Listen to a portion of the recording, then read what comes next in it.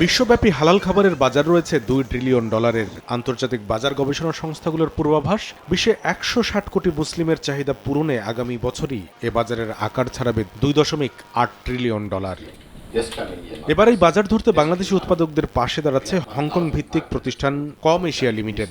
প্রতিষ্ঠানটি আগামী 16 জুলাই থাইল্যান্ডে আয়োজন করতে যাচ্ছে মেগা হালাল ব্যাংকক নামে 3 দিনের আন্তর্জাতিক প্রদর্শনী মেগা হালাল ব্যাংকক। এই প্রদর্শনীতে কিভাবে লাভবান হবে বাংলাদেশ, সোমবার রাজধানীতে আয়োজিত এক সেমিনারে তা তুলে ধরেন কম এশিয়ার অফিসিয়াল এজেন্ট ট্রেডলিংক এক্সপোর প্রতিষ্ঠাতা ও প্রধান নির্বাহী কর্মকর্তা আরাফাত হোসেন।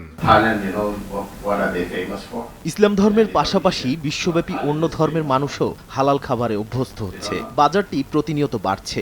বাংলাদেশি প্রতিষ্ঠানগুলোর উচিত হালাল খাবারের রপ্তানির দিকে মনোযোগ দেয়া। এ সময় জানানো হয়, এই মেগা শোতে অংশ নিচ্ছেন বিশ্বের 97 দেশের প্রায় 15,000 ক্রেতা দর্শনার্থী। ক্রয়াদেশ ছাড়াও এই শো থেকে পাওয়া যাবে হালাল খাবার নিয়ে মানুষের ধারণা। আশা করছি মেগা হালাল ব্যাংকক 2025 বাংলাদেশি প্রতিষ্ঠানগুলোর জন্য নতুন সম্ভাবনা তৈরি করবে। এতে শুধু বাজার সম্প্রসারণই নয়, পণ্যের বৈচিত্র্যকরণ ও রপ্তানি আয় বাড়াতে সহায়তা করবে। মেগা হালাল ব্যাংককে অংশ নিচ্ছে এশিয়া সহ ইউরোপ, আমেরিকা, আফ্রিকা, অস্ট্রেলিয়ার বিভিন্ন দেশ, যেসব দেশের বেশিরভাগই বাংলাদেশি পণ্য রপ্তানিতে দেয় শুল্কমুক্ত সুবিধা। কামরুল হাসান সবুজ, সময় সংবাদ, ঢাকা।